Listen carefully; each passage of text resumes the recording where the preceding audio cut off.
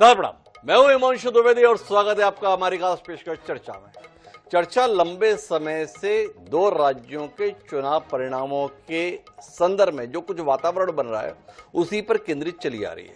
आज का दिन भी उसके संदर्भ में अपवाद नहीं है।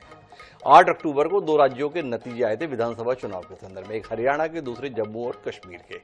जम्मू कश्मीर के संदर्भ में महत्वपूर्ण बात यह है कि वहां पर तकरीबन 10 साल के अंतराल के बाद चुनाव हुआ था। धारा 370 की विदाई के बाद में पहली बार चुनाव था, तो उम्मीद ये की जा रही थी कि उसके चुनाव परिणाम पर देश ज्यादा विमर्श करेगा, समझने की कोशिश करेगा। देश में ही नहीं बल्कि दुनिया में भी उस चुनाव परिणामों को लेकर बात होगी, मंथन होगा, लेकिन ऐसा नहीं हुआ। शायद इसकी वजह यह रही कि जम्मू कश्मीर में चुनाव हुए और चुनाव के बाद जो परिणाम आए वो अपेक्षानुकूल रहे। गठबंधन था नेशनल कॉन्फ्रेंस और कांग्रेस का, उसने बहुमत को पाया।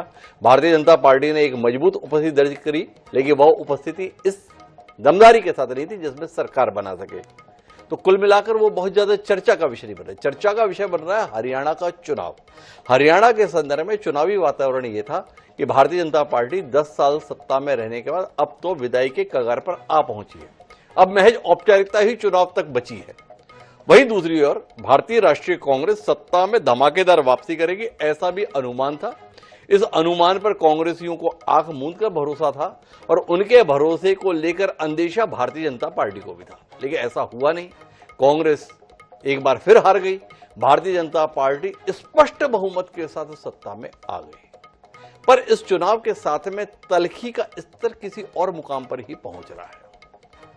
नरेंद्र मोदी की बात करें और चाहे मल्लिकार्जुन खड़गे की, दोनों ही एक दूसरे की पार्टियों को लेकर जिस शब्दावली का इस्तेमाल कर रहे हैं वो हमारे को काफी चिंता में डाल देता है। दो पार्टियां इस देश में प्रमुख रूप से हैं। एक भारतीय राष्ट्रीय कांग्रेस जो देश का सबसे पुराना राजनीतिक दल है, 1900 में नहीं बल्कि 1885 में अस्तित्व में आई भारतीय राष्ट्रीय कांग्रेस अलग अलग स्तर पर विभाजन के बाद भी यह माना जाता है कि उसी पार्टी का क्रमशः सिलसिला बनाए हुए है जो 1885 में एओ के द्वारा स्थापित। एक लंबी अवधि हो गई। अगर आप 1885 से लेकर 2024 तक देखें तो तकरीबन 139 साल का सफर है एक राजनीतिक दल के पास, जिसके पास महात्मा गांधी की विरासत है, गोपाल कृष्ण गोखले की विरासत है। आजादी के बाद कहें तो पंडित जवाहरलाल नेहरू जैसी शख्सियत ने इस पार्टी का नेतृत्व किया है। दूसरी तरफ पहले जनसंघ और अब भारतीय जनता पार्टी। भारतीय जनता पार्टी कुल जमा 44 साल की उम्र अभी तक पूरी कर चुकी है, पर आज वह देश का सबसे बड़ा राजनीतिक दल है। वोटों के शक्ल में अगर बात करें तो अभी हाल ही में जो लोकसभा चुनाव संपन्न हुआ उसमें 24 करोड़ मतदाताओं ने भाजपा के प्रति अपना समर्थन जताया। वहीं दूसरी ओर भारतीय राष्ट्रीय कांग्रेस के प्रति समर्थन जताने वालों की तादाद भी इस देश में कुल मतदाताओं के अंतर्गत 14 करोड़ थी। अब दिक्कत कहां है? दिक्कत इस बात को लेकर है कि भारतीय जनता पार्टी के शीर्ष नेता और देश के प्रधानमंत्री ये बता रहे हैं कि देखो ये कांग्रेस पार्टी बहुत ही गलत पार्टी है। कांग्रेस का हाथ देशद्रोहियों के साथ, ये इस पार्टी की पहचान है। ये उन लोगों के साथ मिले हुए हैं जो देश को बांटना चाहते हैं, और ये बात वह पूरी जिम्मेदारी के साथ कह रहे हैं, यह भी वो मंच से बताते हैं। दूसरी तरफ मल्लिकार्जुन खड़गे देश को यह बता रहे हैं कि ये जो भारतीय जनता पार्टी है जिसको 24 करोड़ मतदाताओं का समर्थन है वह आतंकियों की पार्टी है। तो कुल मिलाकर वह देश जो दुनिया का सबसे बड़ा लोकतंत्र कहा जाता है, वह देश जिसकी आजादी का सफर 75 साल पूरे कर चुका है, तो 75 साल का सफर पूरा करने के बाद हम किनके बीच में हैं? एक तरफ नक्सल और दूसरी तरफ आतंकी। यही देश के लोकतंत्र का स्वरूप हो गया है क्या? या ये दोनों ही दलों के शीर्ष नेता अपनी बात में गंभीरता का अभाव ला दिए? सवाल बहुत जरूरी है जिस पर विस्तार से बात की जाए, और वो कोशिश आज हम करेंगे। हमारा आज का विषय यही है, सियासी लड़ाई नक्सल आतंकी तक आई। हमारे साथ इस गंभीर विमर्श का हिस्सा बनने के लिए 4 खास मेहमान जुड़ रहे हैं। देश के सबसे पुराने राजनीतिक दल का प्रतिनिधित्व करने के लिए विचारवान प्रवक्ता सुरेंद्र राजपूत जी हमारे साथ हैं। जिस भारतीय जनता पार्टी के साथ बहुत उम्मीद है, देश की बड़ी आबादी ने जोड़ रखी है, उसकी बात रखने के लिए डॉक्टर वीरेंद्र सिंह चौहान जी हमारे साथ हैं। और इन दोनों के बीच में एक विचारवान राजनीतिज्ञ को हमने इस चर्चा का हिस्सा बनाया है, वो है बादल सरोजी, जाने माने वामपंथी नेता हैं, केवल अपने विचार के लिए नहीं बल्कि अपने आचरण के लिए भी सम्मान के पात्र हैं, वो हमारे साथ हैं। और साथ ही जब भी ऐसे नाजुक मसले होते हैं तो खरा खरा कहने के लिए हम श्रवण जी को याद करते हैं। तो श्रवण जी हमारे साथ है, आप सभी का स्वागत है। चर्चा की शुरुआत हम सुरेंद्र राजपूत जी से करेंगे, लेकिन उससे पहले दो बयानों को एक बार अपनी नजर से गुजारेंगे जो हमारे कार्यक्रम की बुनियाद है। सुनिए। कांग्रेस का ठेका अब कुछ अर्बन नक्सलियों के पास है। अर्बन नक्सलियों की ही चल रही है। ये ग्राउंड पर कांग्रेस का हर कार्यकर्ता महसूस कर रहा है। इसलिए कांग्रेस जमीन पर भी लगातार खोखली हो रही है। कांग्रेस के असली रंग खुलकर सामने आ गए हैं। कांग्रेस को अब अर्बन नक्सल का गैंग चला रहा है। पूरी दुनिया में जो लोग भारत को आगे बढ़ने से रोकना चाहते हैं, कांग्रेस अब खुलकर उनके साथ खड़ी है। चुप बैठे थे, थोड़ा अब जान मिलने के बाद बोलते हैं तो अर्बन नक्सल, तो जो बुद्धिवादी है प्रोग्रेसिव उसको अर्बन नक्सल बोलना, कांग्रेस है उसको बोलना, ये उनकी आदत है। वो खुद ही क्या है बोले तो उनकी पार्टी टेररिस्ट की पार्टी है। लिंचिंग करते हैं, मारते हैं, शेड्यूल कास्ट के लोगों के मुंह में पेशाब करते हैं, ट्राइबल लोगों को लाके रेप करते हैं। तो टेररिस्ट पार्टी तो उनकी है और जो लोग करते हैं उन लोगों को ये लोग सपोर्ट करते हैं। तो कुल मिला के आरोपों की गंभीरता बहुत ज्यादा है, पर ये सत्यता के कितने करीब है, सवाल है। तो सुरेंद्र राजपूत जी, आप अपने आप में कितने शर्मिंदा अपने आप को महसूस करते हैं जब आपको ये पता चलता है कि अब आप उस पार्टी में हैं जो अर्बन नक्सलियों द्वारा चलाई जा रही है? आप कितने अपने आप में शर्मसार हैं इस बात को लेकर कि आपकी पार्टी का साथ उन लोगों के हाथ में है जो देश को बांटना चाहते हैं? तो सुरेंद्र जी थोड़ा रोशनी दीजिए ना, बड़े संजीदा किस्म का आरोप आप पे है, मतलब आपकी पार्टी पर है।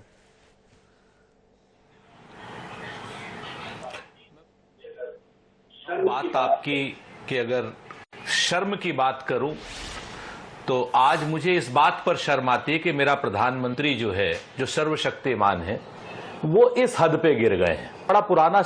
मेरा बड़ा पुराना शेर था राहत भाई का, कहते हैं कि अभी गनीमत है सब्र मेरा, अभी लबालब भरा नहीं हूं, और वो मुझको मुर्दा समझ रहा है, उससे कह दो मरा नहीं हूं।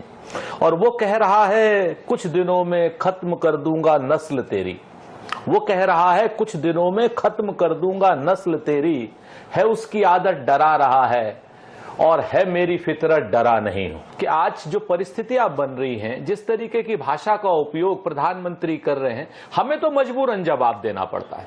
और ये बात अपने आप में, अगर आप हमें नक्सल कह रहे हैं तो बिल्कुल आप एक बार को कि अगर आप क्रॉनिक कैपिटलिस्टों के गुलाम हो जाएंगे, आप देश के सारे संसाधनों पर कब्जा, छत्तीसगढ़ की जो अपना जंगल है वहां के, अगर वह वो आप अडानी को देने लगेंगे, देश की दुनिया का आप सबसे बड़ा आदमी आप अडानी को बनाने लगेंगे, तो आपको हम नक्सल नजर आएंगे ही। हमें अर्बन नक्सल इसलिए कहा जा रहा है कि क्रॉनिक कैपिटलिस्टों को जो संसाधनों पर आप कब्जा दे रहे हैं, उसका हम विरोध कर रहे हैं राहुल गांधी जी के नेतृत्व में।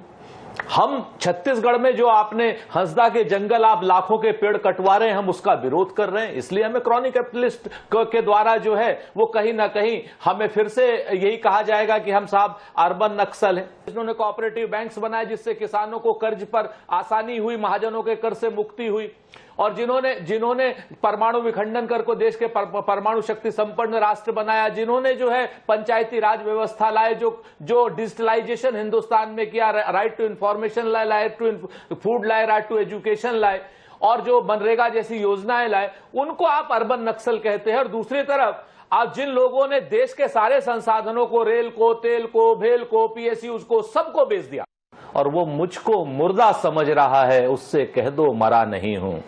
और वो कह रहा है कुछ दिनों में खत्म कर दूंगा नस्ल तेरी, वो कह रहा है कुछ दिनों में खत्म कर दूंगा नस्ल तेरी, है उसकी आदत डरा रहा है और है मेरी फितरत डरा नहीं हूं। कि आज जो परिस्थितियां बन रही हैं, जिस तरीके की भाषा का उपयोग प्रधानमंत्री कर रहे हैं, हमें तो मजबूरन जवाब देना पड़ता है। और ये बात अपने आप में, अगर आप हमें नक्सल कह रहे हैं तो बिल्कुल आप एक बार को कि अगर आप क्रॉनिक कैपिटलिस्टों के गुलाम हो जाएंगे, आप देश के सारे संसाधनों पर कब्जा, छत्तीसगढ़ की जो अपना जंगल है वहां के, अगर वह वो आप अडानी को देने लगेंगे, देश की दुनिया का आप सबसे बड़ा आदमी आप अडानी को बनाने लगेंगे, तो आपको हम नक्सल नजर आएंगे ही। हमें अर्बन नक्सल इसलिए कहा जा रहा है कि क्रॉनिक कैपिटलिस्टों को जो संसाधनों पर आप क्या नाम कब्जा दे रहे हैं, उसका हम विरोध कर रहे हैं राहुल गांधी जी के नेतृत्व में। हम छत्तीसगढ़ में जो आपने हंसदा के जंगल आप लाखों के पेड़ कटवा रहे हैं, हम उसका विरोध कर रहे हैं। इसलिए हमें क्रॉनिक कैपिटलिस्ट के द्वारा जो है वो कहीं ना कहीं हमें फिर से यही कहा जाएगा कि हम साहब अर्बन नक्सल हैं। इन्होंने कोऑपरेटिव बैंक्स बनाए जिससे किसानों को कर्ज पर आसानी हुई, महाजनों के कर से मुक्ति हुई। और जिन्होंने परमाणु विखंडन कर को देश के परमाणु शक्ति संपन्न राष्ट्र बनाया, जिन्होंने जो है पंचायती राज व्यवस्था लाए, जो डिजिटलाइजेशन हिंदुस्तान में किया, राइट टू इंफॉर्मेशन लाए, राइट टू फूड लाए, राइट टू एजुकेशन लाए, और जो मनरेगा जैसी योजनाएं लाए, उनको आप अर्बन नक्सल कहते हैं। और दूसरी तरफ आप जिन लोगों ने देश के सारे संसाधनों को, रेल को, तेल को, भेल को, पीएसयूज को, सबको बेच दिया और सबको जो है जाकर के क्या नाम कुछ पूंजीपतियों के चरणों में रख दिया है, उनको आप कह रहे हैं कि नहीं साहब वो लोग बहुत अच्छे। तो भाषाई आतंकी भी हैं वो लोग, और उसके बाद वो ऐसे आतंकी भी हैं जो देश के सारे संसाधनों को, पिछड़ों के, दलितों के, नल के, नील के, कोल के, भील के, सारे के सारों के संसाधनों को कहीं ना कहीं क्रॉनिक कैपिटलिस्टों को दे रहे हैं। तो वो तो आतंकी है ही है, उसमें तो कोई कहने की बात नहीं है। और मैं आपसे फिर से कहता हूं, जैसा सवाल आएगा, जैसी बात आएगी, वैसा ही जवाब मिलेगा। प्रधानमंत्री के पद पर बैठे हुए व्यक्ति को अगर इस तरीके की भाषा का उपयोग करने में कोई दिक्कत नहीं है, तो प्रतिपक्ष का नेता क्या करे? जवाब तो देना ही है उसे। तो हम दुखी मन से जवाब देते हैं उनको। क्या हम लोग क्या हम लोग आतंकवादी हो गए? क्या हम लोग देश विरोधी हो गए? आप बताइए, जिस पार्टी ने अपनी पूरे जीवन के दो प्रधानमंत्रियों के प्राणों की आहुति दी हो, और यही आपके छत्तीसगढ़ में ही सारा का सारी हमारी कांग्रेस खत्म हो गई हो नक्सलियों के खिलाफ हमले में, तो आप उनको नक्सली कहा जा रहा है। तो इस तरीके की भाषा का जो उपयोग किया जाता है वो कहीं ना कहीं बिल्कुल तुच्छ है, निर्लज्ज है। अच्छा, एक बात बताइए सुरेंद्र जी, ये नरेंद्र मोदी जी की भाषा पर तो आपका ऐतराज लंबे अरसे से रहा है, कोई आज की बात नहीं है कि आपको उनकी विचार पर या बातचीत पर ऐतराज रहा है। पर क्या नरेंद्र मोदी आपकी पार्टी के रोल मॉडल हो गए? जो मल्लिकार्जुन खड़गे के संदर्भ में आप कह रहे हैं कि जैसी भाषा का सवाल आएगा उसी भाषा में जवाब मिलेगा, तो वो भाषा वो आपको स्वीकार हो गई? जो मल्लिकार्जुन खड़गे राजनीति में शुचिता की मिसाल के तौर पर देखे जाते थे, जो मल्लिकार्जुन खड़गे जीवन के 8 से ज्यादा दशक पूरे कर चुके, जो मल्लिकार्जुन खड़गे 10-10 बार लोकसभा के सदस्य रह चुके, वो कुल मिलाकर उम्र के इस मुकाम पर पहुंचकर इस भाषा के इस्तेमाल के साथ में देश को संबोधित करेंगे। और अगर यह भाषा सही है और उनका तर्क सही है, तो क्या यह माना जाए कि इस देश की जनता आतंकियों को पसंद करती है? इस देश की जनता अगर लगातार तीसरी बार एनडीए की सरकार भाजपा के नेतृत्व में बनवा दे रही है, तो क्या सुरेंद्र राजपूत जी मानते हैं कि भारत जो शांति के संदर्भ में संदेश देता था, अब उसकी पसंद आतंकी हो गए?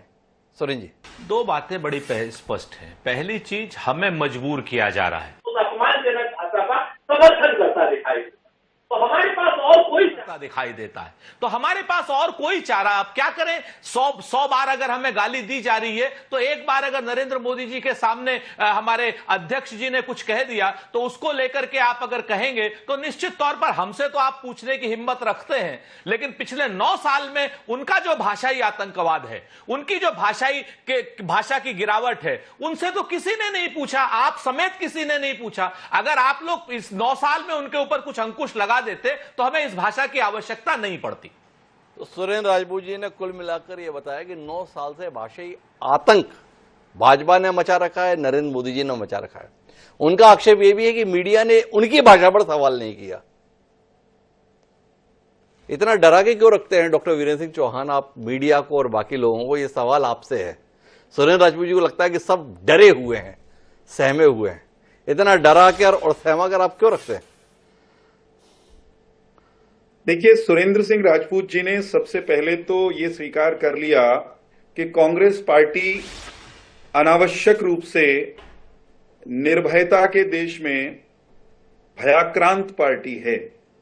जो देश निर्भयता का प्रचारक रहा है, जिसके हर मंत्र हर सूत्र में जिसके ऋषि मनीषियों ने कहा किसी से डरना नहीं, किसी को डराना नहीं, जिसकी वर्तमान सरकार भी इसी मंत्र और सूत्र पर काम करती है, उस देश में काम करने वाली और किसी जमाने में इस देश की सबसे बड़ी पार्टी रही कांग्रेस इस हालत में पहुंच गई है कि वो अब काल्पनिक भय के कारण भयाक्रांत रहने लगी है।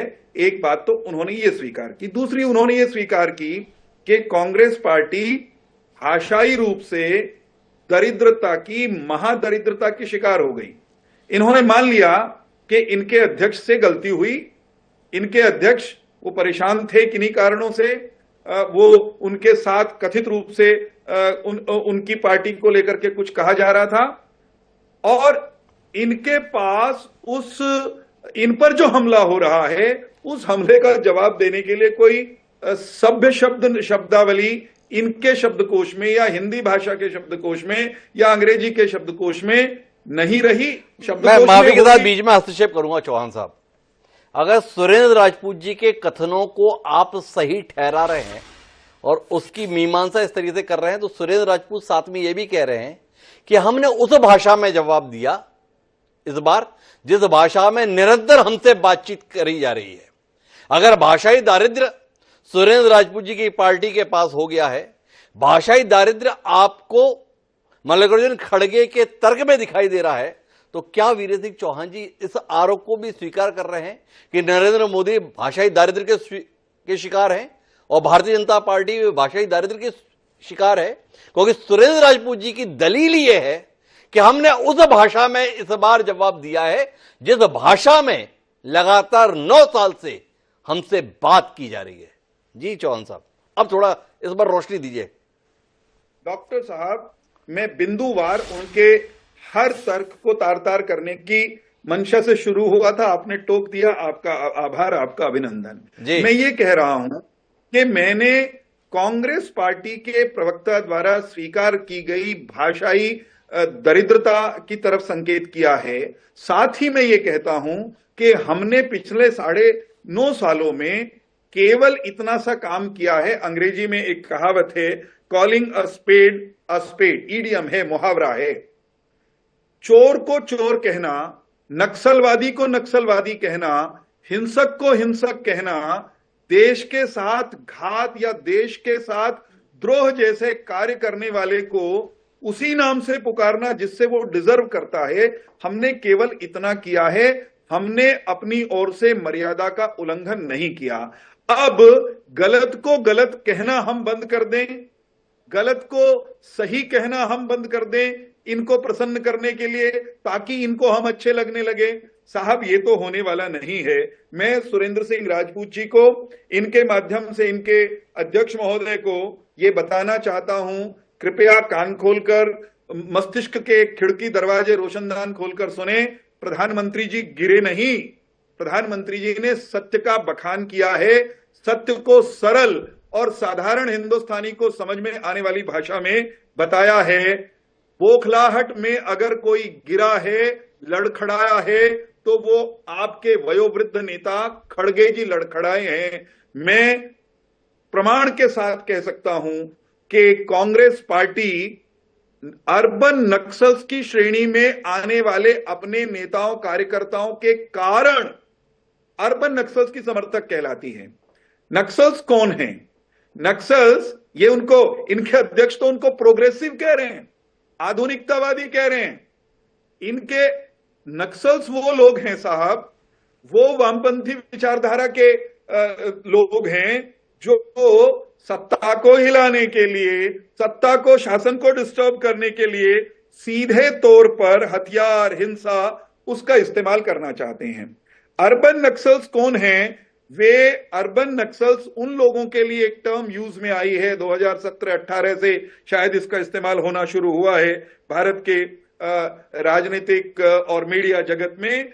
जो लोग नक्सली या नक्सलवादी विचार के साथ काम करने वालों के छद्म समर्थक हैं, भेष बदल करके, प्रोग्रेसिव दिख करके, आधुनिक होने का या प्रोग्रेसिव होने का लबादा ओढ़ करके उनके समर्थन में खड़े होते हैं। मुझे ये बताइए, जेएनयू में नारा लग रहा था भारत तेरे टुकड़े होंगे इंशाअल्लाह इंशाअल्लाह, तो उन जेएनयू के भारत तोड़क तत्वों के पास जाकर कौन खड़ा हो रहा था, उनके बगल में कौन बैठ रहा था, उनके साथ गलबाइयां कौन डाल रहा था? राहुल गांधी और उनकी मित्र मंडली डाल रही थी। जो देश को तोड़ने की बात करे, उनकी बगल में बैठे, उनको सुने, मौन समर्थन दे अथवा उनके साथ गलबाइयां डाले, उनको अर्बन नक्सल न कहें तो क्या कहें? राहुल गांधी और उनके मित्र दिल्ली में, जेएनयू में या देश के ही अलग अलग हिस्सों में नहीं रुके। राहुल गांधी भारत से बाहर भी जाते हैं तो ऐसे चुनिंदा भारत विरोधी चेहरे जिनका एजेंडा खुल्लम खुल्ला भारत के विरोध का है, भारत को उखाड़ फेंकने का है, भारत को खंड खंड कर डालने का है, राहुल गांधी उनके साथ मंच भी साझा करते हैं। राहुल गांधी उनके साथ बैठते हुए, खाते हुए, पीते हुए, बोलते हुए और डोलते हुए दिखाई देते हैं। इसलिए प्रधानमंत्री कहते हैं कि कांग्रेस में इन दिनों अर्बन नक्सल्स का बोलबाला है, कांग्रेस में उन्हीं की चलती है। हमने नहीं कहा कि सारी कांग्रेस अर्बन नक्सल्स हो गई। हां, कांग्रेस में अर्बन नक्सल्स के गैंग का बोलबाला है, ये लोग उस पर हावी प्रभावी हैं, इसके प्रमाण देने की कहीं कोई आवश्यकता नहीं है। अच्छा, एक बात बताइए चौहान साहब, आपने तमाम सारे तर्क दिए, इनके साथ खड़े दिखाई देते हैं, उनके साथ मिलते हुए दिखाई देते हैं, उनसे बात करते हुए दिखाई देते हैं। बारी बारी से कुछ सवाल आपसे करता हूं। कौन कांग्रेस? वो कांग्रेस जिसको इस देश की 14 करोड़ मतदाताओं का समर्थन हासिल हुआ 2024 के लोकसभा चुनाव में। तो मतलब इस देश की पसंद अर्बन नक्सलियों के साथ खड़े हुए राजनीतिक दल के साथ नर्म है, यह आपका कहने का आशय है। पहला सवाल, आप बता रहे हैं कि वो जेएनयू में खड़े दिखाई दिए, बंद करा दिया आपने जेएनयू। क्या किया आपने जेएनयू में? और वो बिल्किस बानो के बलात्कारियों को माला पहनाते हुए हमने पूरे देश ने देखा, जो आपकी पार्टी से जुड़े हुए हैं। वो कौन से नारी अस्मिता का सम्मान था, इसके संदर्भ में जरा चौहान साहब रोशनी दे। वो गौरी लंकेश के हत्यारों को अभी कर्नाटक में मालाएं पहनाई जा रही हैं, वो कौन सा सम्मान है, इसके विषय में भी थोड़ा रोशनी में। वो भारतीय जनता पार्टी का नेता सीधी में एक आदिवासी के चेहरे पर पेशाब कर रहा था, क्या इसको लेकर भी आप उतने ही शर्मिंदा हैं जितना आप एक या दो तस्वीरों को दिखाकर दिखते हैं? और देश से बाहर मिलने वालों के संदर्भ में आप सवाल उठा रहे हैं। वो नवाज शरीफ के हाथ तो कारगिल के आक्रमण के साथ में काले दिखाई देते हैं हमें। उनसे मिलने के लिए कौन गया था, इसको लेकर भी सवाल उठते हैं। डॉक्टर वीरेंद्र सिंह चौहान, क्या हम राजनीति के स्तर पर अब देश में इस मुकाम पर पहुंच गए हैं कि अपने विरोधी राजनीतिक दल को देश विरोधी बताए बगैर हम लोगों का काम नहीं चल सकता, चाहे वो कांग्रेस हो या भाजपा। अब इस देश में होड़ है कि कौन किसको कितना राष्ट्र विरोधी या देश विरोधी साबित कर सकता है। मतलब इससे कमतर की कोई स्थिति नहीं है। दोनों ही राजनीतिक दल इस देश को बर्बाद करने पर तुले हैं, यह देश को समझाने की कोशिश हो रही है। क्या चौहान साहब इसको लोकतंत्र की मजबूती के तौर पर देखते हैं? अंतर को समझिए, बारीक सा अंतर आपको दिखाई देगा। इस देश की मुख्य धारा ने, इस देश की अधिकांश आबादी ने, अधिकांश भारतीयों ने हाल ही के अधिकांश चुनावों में राष्ट्रवाद का झंडा उठाकर चलने वाली भारतीय जनता पार्टी का साथ दिया है। जिन लोगों ने भारतीय जनता पार्टी का साथ नहीं दिया वे सारे अर्बन नक्सल्स हो गए, जो कांग्रेस के समर्थक हैं वे सब अर्बन नक्सल्स हो गए, ऐसा हमने कभी कहा नहीं, हम कभी कहेंगे भी नहीं। लेकिन कांग्रेस में और हम में एक बेसिक अंतर समझिएगा डॉक्टर साहब। मैं ये नहीं कहता कि भारत में भारतीय जनता पार्टी के साथ सहानुभूति रखने वाले या भारतीय जनता पार्टी की सदस्यता भी किसी ने ले रखी हो, वो व्यक्ति कहीं गलत काम करता हुआ कभी पाया ही नहीं गया, पकड़ा ही नहीं गया, पकड़ा जा नहीं सकता। परंतु भारतीय जनता पार्टी के नेतृत्व ने कभी भी हल्की बात करने वाले और हल्का काम करने वाले किसी व्यक्ति का समर्थन नहीं किया।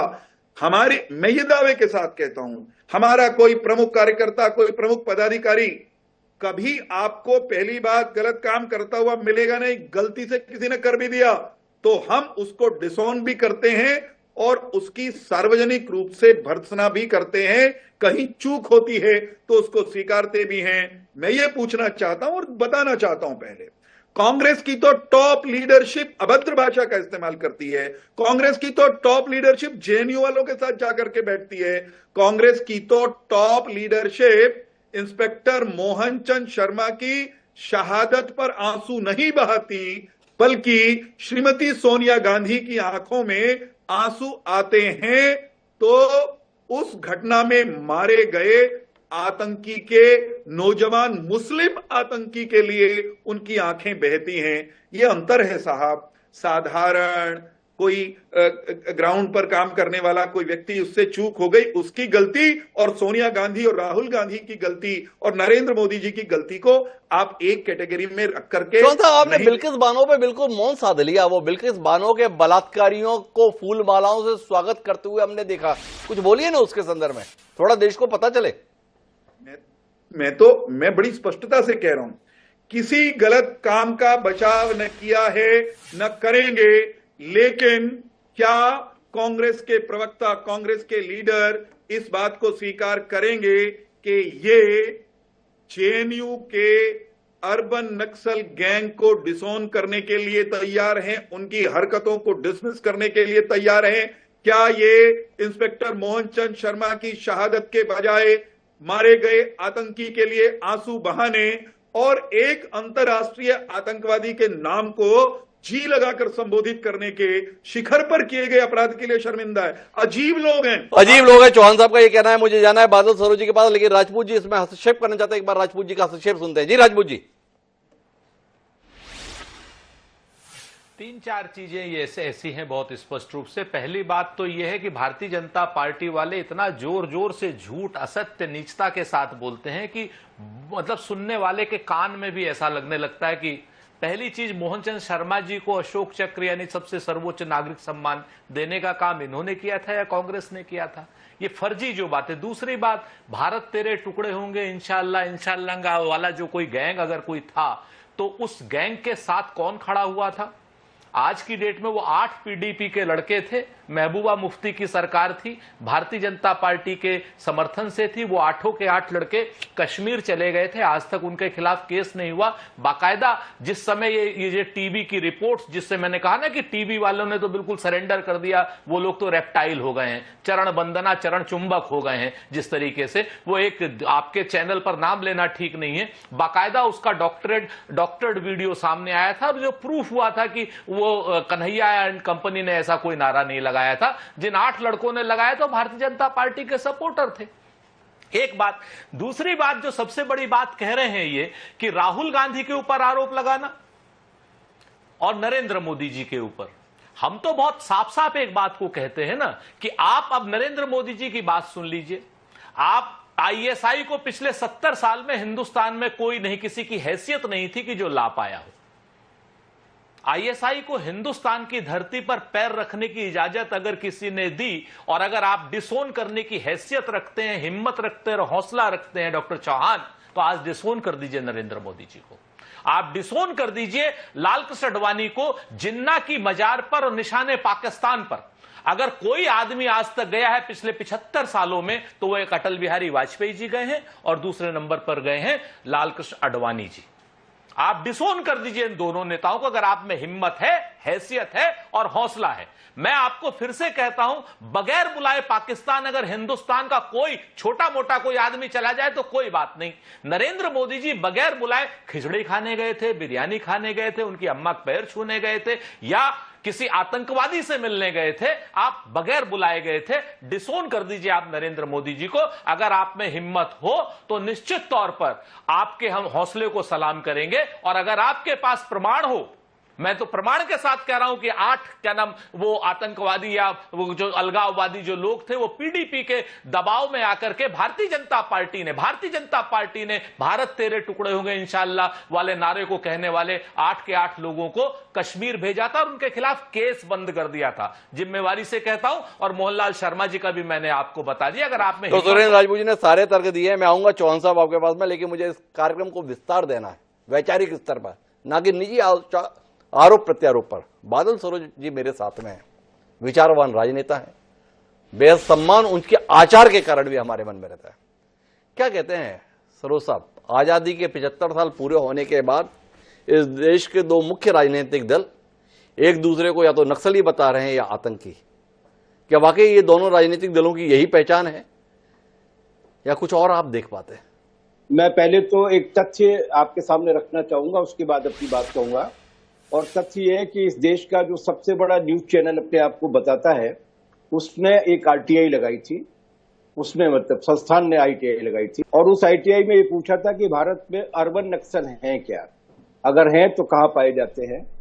गृह मंत्री जी ने मतलब गृह मंत्रालय ने, जिसके सर्वे सर्वा अमित शाह जी हैं, उन्होंने कहा था कि इस तरीके की कोई भी जानकारी हमारे पास नहीं है, अर्बन नक्सल नाम की कोई चीज नहीं है।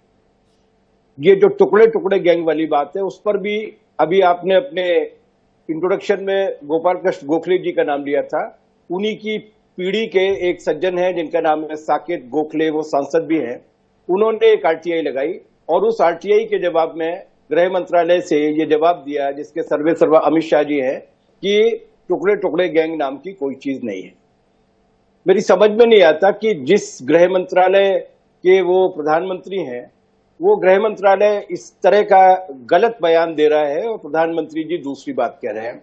मुझे लगता है कि अगर भारतीय जनता पार्टी और श्री मोदी जी इस मामले में गंभीर है तो उन्हें गृह मंत्री के बारे में कुछ विचार करना चाहिए। एक बात, जेएनयू में आज तक उस मुकदमे में कोई फैसला नहीं हुआ। राजपूत जी उसके बारे में विस्तार से बोल चुके हैं, लेकिन मुझे बहुत खेद होता है ये जानकर कि हम एक झूठ को गढ़ लेते हैं और उसके बाद उसके पीछे पड़े रहते हैं और इस देश के उस संस्थान को बदनाम करने की कोशिश करते हैं जिसने अगर कोई और एहसान न किया हो तो न किया हो, लेकिन भारतीय जनता पार्टी की सरकार को एक पढ़ी लिखी वित्त मंत्री तो कम से कम दी है। अब मैं आ रहा हूं उस मुद्दे पर जिस पे आप बात कर रहे हैं। पहली बात तो ये कि ये हमारे समय की त्रासदी है हिमांशु जी। मैं आपके यहाँ इसलिए आता हूं कि यहाँ श्रवण गर्ग जी जैसे लोग मिल जाते हैं और बाकी के लोग भी थोड़ा सा वाणी संयम पे ध्यान देते हैं, लेकिन हमारा दुर्भाग्य है कि हम उस कालखंड में है जहां पर शब्द संयोजन के मामले में, वाणी संयम के मामले में, जो वाक चातुर्य होता है उस वाक चातुर्य के मामले में बहुत ही ज्यादा दरिद्रता का समय है। इस तरीके की भाषा, इस तरीके की उग्रता के साथ बातचीत हो रही है, जिसकी वजह से विमर्श का स्तर इस पूरे देश पर में बहुत भयानक तेजी के साथ गिरा है। मैंने भारतीय जनता पार्टी के अनेक नेता, जनसंघ के जमाने से लेकर अनेक नेता, या तो उनको मैंने व्यक्तिगत रूप से सुना है या उनके लिखे हुए को गंभीरता के साथ पढ़ा है। पंडित श्यामा प्रसाद मुखर्जी का जो करस्पोंडेंस है, जो 3 वॉल्यूम में छपा है, उसको आप पढ़ लीजिए। पंडित दीनदयाल उपाध्याय जी ने जो अपना दर्शन दिया था वो ग्वालियर की ही एक धर्मशाला में दिया था, उस पूरा समुच्चय मैंने पढ़ा है।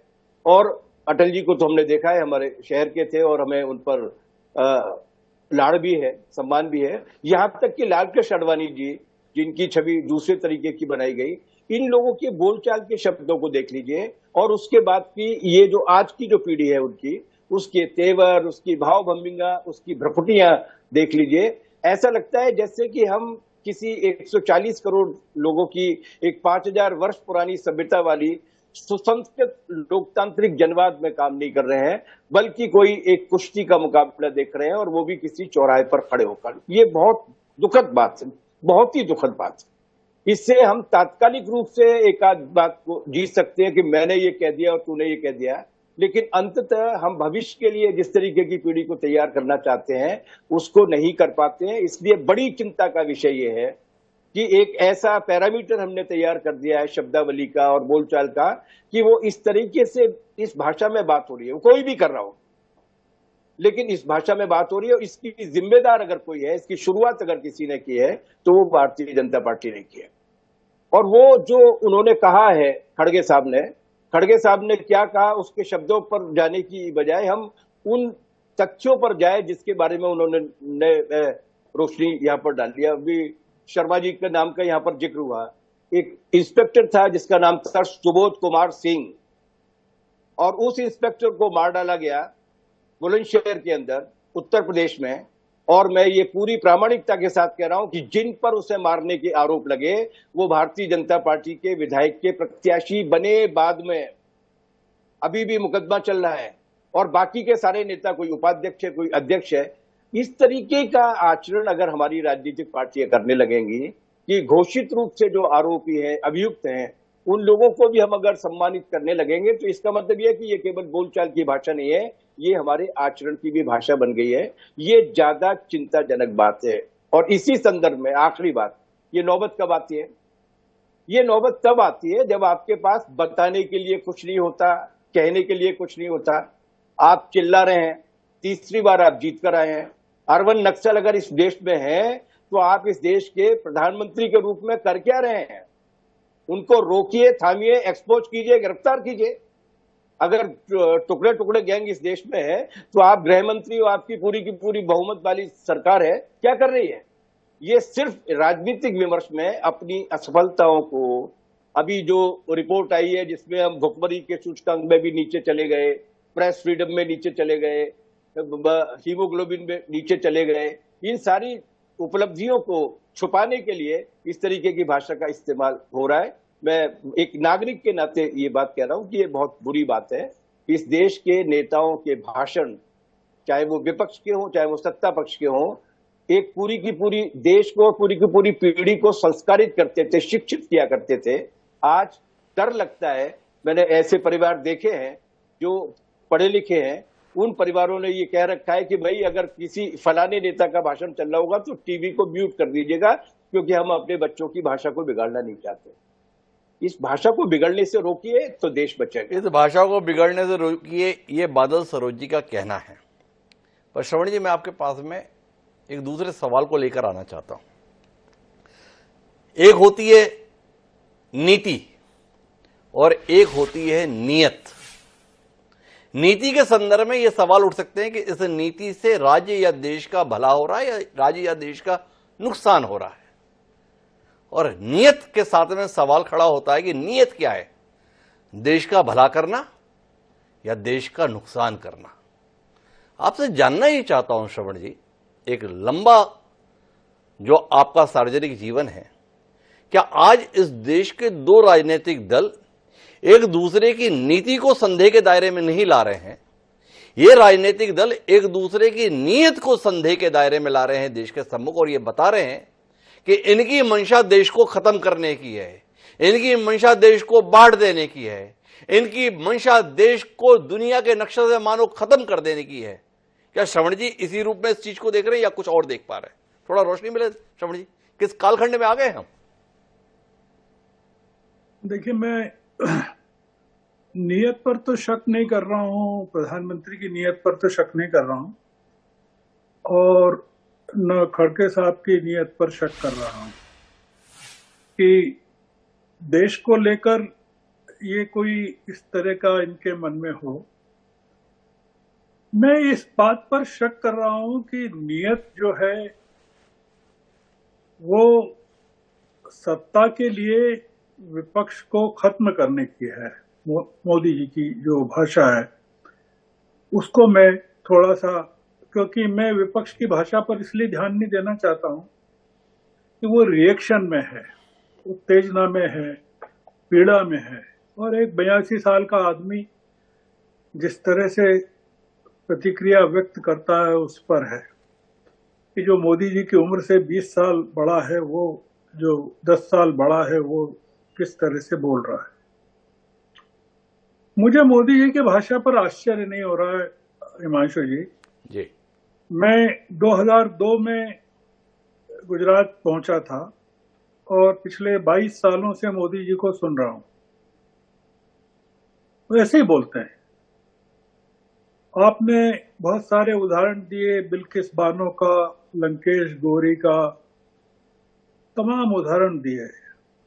मैं उनको प्रत्यक्ष देख चुका हूं गुजरात में, कि गुलबर्ग कॉलोनी में किस तरह से लोगों को जलाया गया, तब वहां का मुख्यमंत्री क्या कर रहा था।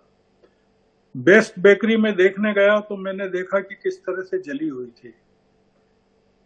मेरे लिए प्रधानमंत्री का जो स्वरूप है वो नया नहीं है।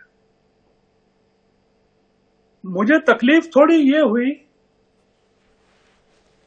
कि प्रधानमंत्री बदलने को तैयार नहीं है। अगर आप विजेता हैं, आपको लग रहा है कि हरियाणा ने आपके आत्मविश्वास को 4 गुना कर दिया है, तो आपको ज्यादा विनम्र होना चाहिए।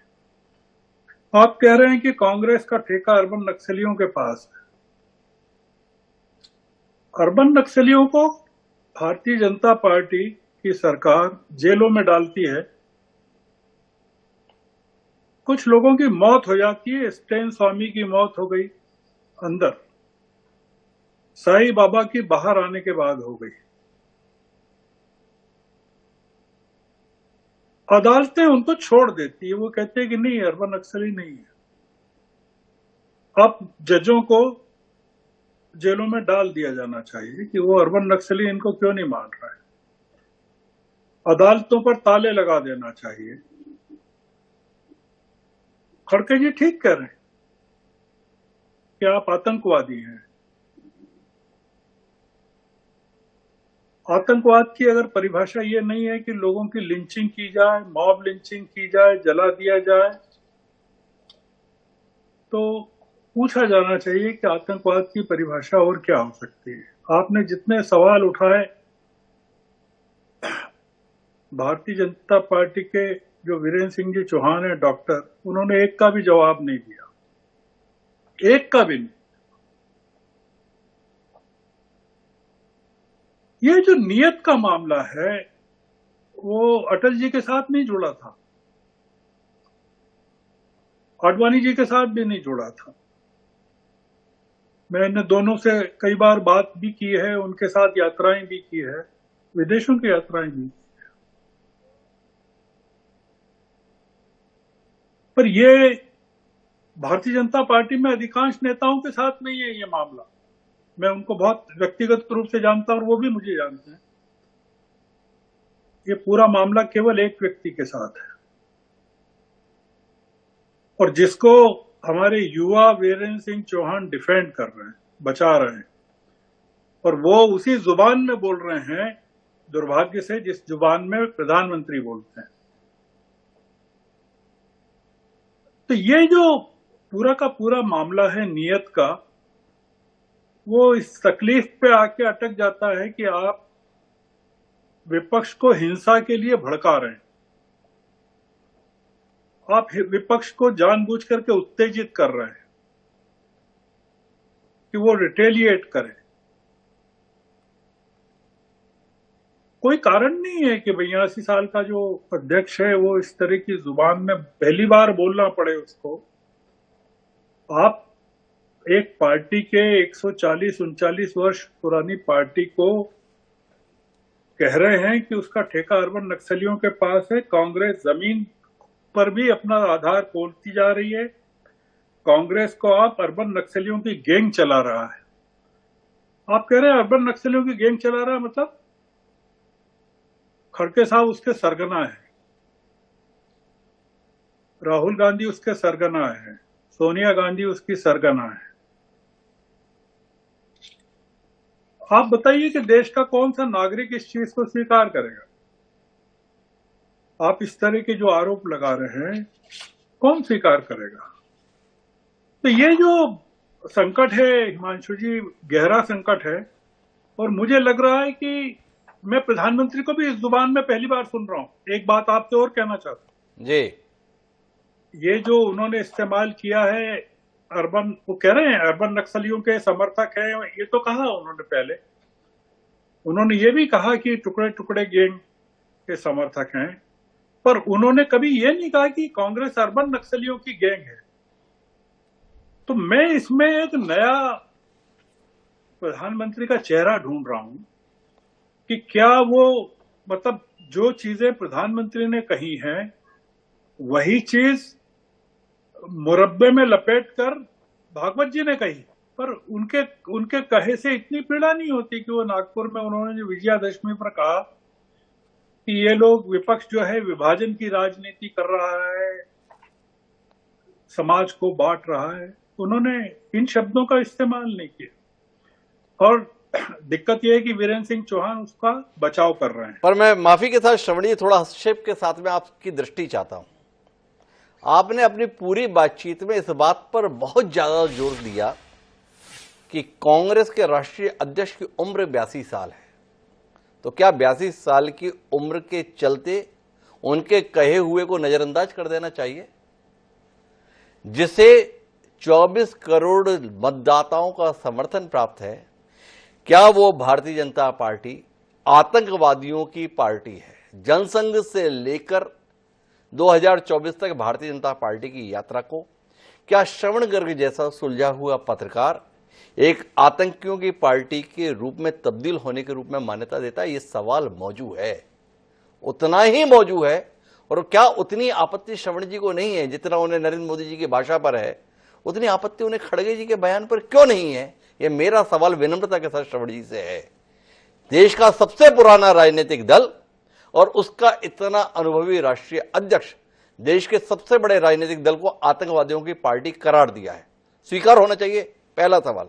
दूसरा, जिस व्यक्ति के द्वारा स्वच्छता के अभियान को एक आंदोलन का स्वरूप दिया गया, जिस व्यक्ति ने जनधन खातों के माध्यम से इस देश की बहुसंख्यक आबादी को अर्थव्यवस्था के मुद्दे पर मुख्य धारा में लाने का काम किया, जिस व्यक्ति ने नल जल जीवन मिशन के माध्यम से दशकों पुराने पानी की समस्या के निदान के संदर्भ में एक ठोस कार्यक्रम प्रस्तुत किया, जिस शख्स ने हर जरूरतमंद को पक्की छत मिल सके इसके लिए बड़े स्तर पर आवास कार्यक्रम चलाया, इन उपलब्धियों के साथ में भाजपा प्रस्तुत करती है अपनी सरकार और अपने नेता को।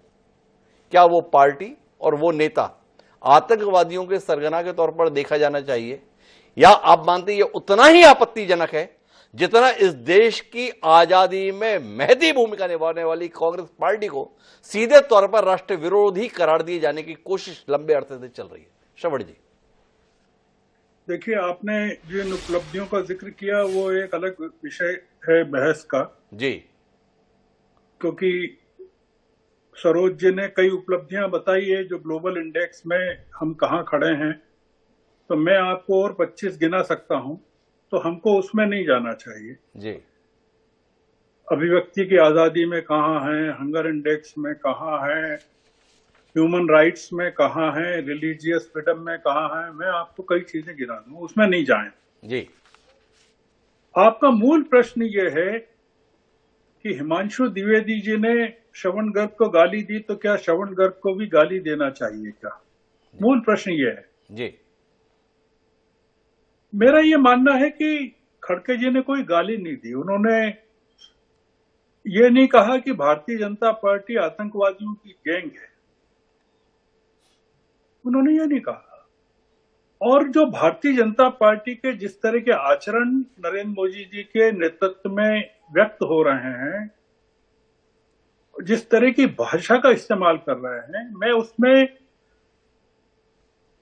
खड़गे जी को कोई मतलब आप जिस जुबान में चाहते हैं कि मैं आलोचना करूं, मैं नहीं करना चाहता हूं जी, बिल्कुल नहीं करना चाहता हूं। मैं उसको शोभ मानता हूं, उनका दुख मानता हूं, उनकी पीड़ा मानता हूं कि हमारा प्रधानमंत्री किस लेवल पर आकर एक इतनी बड़ी पार्टी को जिसके 240 सदस्य हैं, 220 सदस्य हैं, उसको जिसके बारे में आपने कहा कि 14 करोड़ लोगों मतदाताओं का समर्थन है, उसको नक्सलियों की गैंग करार दे रहा है। मुझे इसकी तकलीफ इसकी तकलीफ है। तो श्रवण जी का कहना है कि खड़गे जी की भाषा में दुख है, क्षोभ है, आहत है, वो उसकी पीड़ा इन शब्दों के साथ व्यक्त हुई है। मुझे जाना सूर्य राजपूत जी के पास है, लेकिन चौहान साहब हस्तक्षेप के संदर्भ में काफी देर से इशारा कर रहे हैं।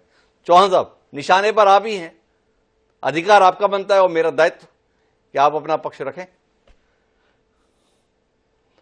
चौथा, आपने म्यूट कर रखा, उसे अनम्यूट कर दें, इस समय आपकी आवाज बंद होना ठीक नहीं। बहुत विनम्रता के साथ कहूंगा कि मैं आज एक विचार और एक चिंतन धारा के 3 तोपों के बीच में इकलौता हूं। जी, जिस अर्बन नक्सलवाद की हम बात करते हैं, जिसके कांग्रेस पर हावी होने की बात प्रधानमंत्री जी ने कही, हमारे सीपीआईएम के नेता बहुत सभ्य शब्दों में, बहुत संयत शब्दों में उन्होंने अपनी बात कही। उसका मूल स्रोत वहां है। कांग्रेस पार्टी उसकी संवाहक है। कांग्रेस पार्टी उसकी ग्रोथ का इंजन बनी हुई है। और आदरणीय श्रवण गर्ग जी वरिष्ठ पत्रकार हैं, मेरे बहुत आदरणीय हैं, सम्मानित हैं। मैंने जब पत्रकारिता शुरू की तब आप संपादक थे जी। लेकिन श्रवण जी ने जिस तरह से बिल्कुल कांग्रेस के प्रवक्ता जैसी भाषा बोली, वो उनके सम्मान को बढ़ाने वाली गजब की बात है। उन्होंने कहा कांग्रेस के अध्यक्ष, वो 78 साल के हैं कि 80 साल के हैं, वे अधिकृत हैं भारतीय जनता पार्टी को, भारत की जनता की बहुसंख्या द्वारा चुनी गई, लगातार तीसरी बार चुनी गई भारतीय जनता पार्टी को और देश के प्रधानमंत्री की पार्टी को आतंकवादी कहने के लिए अधिकृत हैं। क्यों अधिकृत हैं? क्या गजब का तर्क गढ़ा है? यही अर्बन नक्सल लोग करते हैं साहब। इन्होंने तर्क गढ़ा है क्योंकि वो आहत हैं, क्योंकि उन पर चोट हुई है, इसलिए वो आतंकवादी कह देंगे भारतीय जनता पार्टी को। मॉब लिंचिंग कहीं हो गई देश में, कोई इक्का दुक्का 4 घटनाएं हो गई, जिनका प्रधानमंत्री जी ने खुलेआम जिनकी भर्त्सना की, कभी किसी का बचाव नहीं किया, उसको आधार बनाकर, उसको आतंकवाद की परिभाषा देकर श्रवण गर्ग जी जैसे वरिष्ठतम पत्रकार देश के, वो कहते हैं कांग्रेस के अध्यक्ष को लाइसेंस दे दो कि वो भारतीय जनता पार्टी को। मैं बहुत माफी के साथ हस्तक्षेप कर रहा हूं। तीसरी बार खंडित जनादेश के साथ में सरकार बनाने पर मुकदे तो क्या आपको लाइसेंस मिल गया? क्या आपको कोई जना कुछ नहीं कहेगा? कांग्रेस पार्टी को तो अनगिनत बार जनादेश दिया आजादी के बाद इस देश की जनता ने, हमारे पुरखों ने, तो उसके बाद में उसे नक्सलियों के हाथों संचालित पार्टी करार देंगे। जिस परिवार के 2-2 लोग देश के लिए शहीद हो गए, उनको आप देश विरोधी साबित करने पर पूरी ताकत लगा दें, और आपसे अगर किसी ने सवाल कर दिया तो चौहान साहब आप इतने ज्यादा तिलमिला गए, उस परिवार पर क्या गुजरती होगी जिसने इस देश के लिए अपना खून दिया है? उस परिवार को आप जिस तरीके से निशाने पर लेते हैं, कभी उस पर विचार करते हैं? मैं इकलौता हूं, मुझे कहने दीजिए एक बात जी। श्रवण गर्ग जी ने जो दलील दी, वो दलील बहुत दुरुपयोग होता है उसका, कश्मीर में, पंजाब में होता रहा। जिन लोगों ने देश के खिलाफ, सत्ता के खिलाफ, तिरंगे के खिलाफ, भारत माता के खिलाफ शस्त्र उठाए, और आज भी जो रेड कॉरिडोर में लोग उठाए घूम रहे हैं, वो सब यही तर्क देते हैं, हमारे पास कारण है, हमारे पास नाराजगी का कारण है देश से, इसलिए देश के साथ बगावत करेंगे, तलवार हथियार उठाएंगे, बंदूक उठाएंगे, गोले उठाएंगे। ये वही इसी को तो हम कहते हैं नक्सलवाद, और उनके समर्थक अर्बन नक्सलाइट पहचाने जाएंगे साहब। धीरे धीरे ये परिभाषित भी होंगे, धीरे धीरे इनका इलाज भी समय के साथ बंधेगा। मैं ये कहना चाहता हूं कि वामपंथी मित्रों की भाषा में गजब होता है। इनके जितने ये रेड कॉरिडोर वाले लोग हैं, हथियार उठा करके जो सरकारों के खिलाफ चलते हैं, इनके संगठनों के नाम मालूम है आपको कैसे हैं? जनवादी यही हैं। देश की सरकार के खिलाफ, प्रजातांत्रिक ढंग से चुनी गई सरकारों के खिलाफ, सेना के खिलाफ, सुरक्षा बलों के खिलाफ हथियार उठाने वाले लोग खुद को जनवादी कहते हैं। और जो लोग भारत की संस्कृति को सुबह उठ करके गाली देना शुरू करते हैं, रात तक गाली देते हैं, सोने तक सपनों में भी गाली देते हैं, वो इस देश में प्रगतिशीलता और प्रगतिवाद के प्रतीक हैं। यही तो शब्दों का खेल है साहब, यही तो वो माया जाल है जिसको हम अर्बन नक्सलवाद कहते हैं। धीरे धीरे सामने आ रहे हैं, चैनलों पर भी बैठते हैं, आपके साथ, हमारे साथ चर्चा में आते ही हैं। प्रजातांत्रिक अधिकारों का, अभिव्यक्ति की स्वतंत्रता का दुरुपयोग वो करते हैं जो, जब चौहान साहब सीधे तौर पे एक बार बता दीजिए, क्या इस देश में भारतीय जनता पार्टी ही राष्ट्र प्रेम का पर्याय हो गया है? क्या चौहान साहब ये मानते हैं, और चौहान साहब की पार्टी ये मानती है कि जो भाजपा के खिलाफ होगा या जो भाजपा के खिलाफ बोलेगा वो भारत विरोधी के तौर पर देखा जाएगा और राष्ट्र विरोधी के तौर पर देखा जाएगा। क्यों ना कहें, क्या नाम दें उसको? जी जी जी, भारत विरोधी कोई भी हो, भारत, भारतीयता, भारतीय संस्कृति, भारत के महापुरुष, भारत के प्रतीकों की अवमानना, निरादर जो करे वो भारत विरोधी है। चौहान साहब, सवाल पर जाइए। क्या भाजपा का विरोधी होना अब इस देश में भारत का विरोधी होने का पर्याय हो गया है? क्या जो भाजपा की रीति और नीति पर सवाल उठाएगा उसको राष्ट्र विरोधी के तौर पर ही परिभाषित किया जाएगा? यह सवाल है वीरेंद्र सिंह चौहान जी आपसे, क्या आप इसे मानते हैं? भारतीय जनता पार्टी के नेतृत्व ने या प्रधानमंत्री जी ने अगर देश के विरुद्ध काम करने वालों को, देश के विरुद्ध सरेआम कैमरा पर अपनी बात करने वालों को अगर अर्बन नक्सल्स का गैंग कहा तो श्रवण जी को दर्द है, और कांग्रेस पार्टी के राष्ट्रीय अध्यक्ष ने भारतीय जनता पार्टी को आतंकवादी कहा। श्रवण जी उसके वकील हैं, बताइए ना। वीरेंद्र सिंह चौहान जी मेरे सवाल का उत्तर नहीं दे रहे हैं, लेकिन यह सवाल देश की फिजाओं में गूंजेगा। क्या इस देश का विमर्श अब इस मुकाम पर पहुंच गया है कि असंतोष के संदर्भ में, आपत्ति के संदर्भ में, असहमति के संदर्भ में कुछ कहना भी सीधे तौर पर राष्ट्र विरोधी के तौर पर ही देखा जाएगा? चाहे वो कांग्रेस हो, चाहे भारतीय जनता पार्टी, क्या ये दोनों ही पार्टियां अब दूसरे के विचार को स्वीकार करने के लिए तैयार नहीं रहेंगी? और अगर इस देश के ये दो प्रमुख राजनीतिक दल असहमति के स्वरों को सम्मान देने के लिए तैयार नहीं होंगे तो आम जनता के स्तर पर समभाव से रहने के सपने को हम साकार कैसे करेंगे? क्या वाकई देश में लोकतंत्र एक बड़े खतरनाक मोड़ पर पहुंच गया है? सवाल है। इस सवाल को लेकर हम आगे भी बातचीत करते रहेंगे। आज समय की बाध्यता है, बातचीत हमारी निर्णायक मुकाम पर नहीं पहुंची है, लेकिन इस सिलसिले को हम बनाए रखेंगे। इस वादे के साथ अब मुझे दिया याद, आप सभी मेहमानों का बहुत बहुत धन्यवाद इस चर्चा का हिस्सा बनने के लिए। आज के इस कार्यक्रम में इतना ही, कल फिर मिलेंगे नए विषय के साथ। मुझे दिया याद, सदा प्रणाम।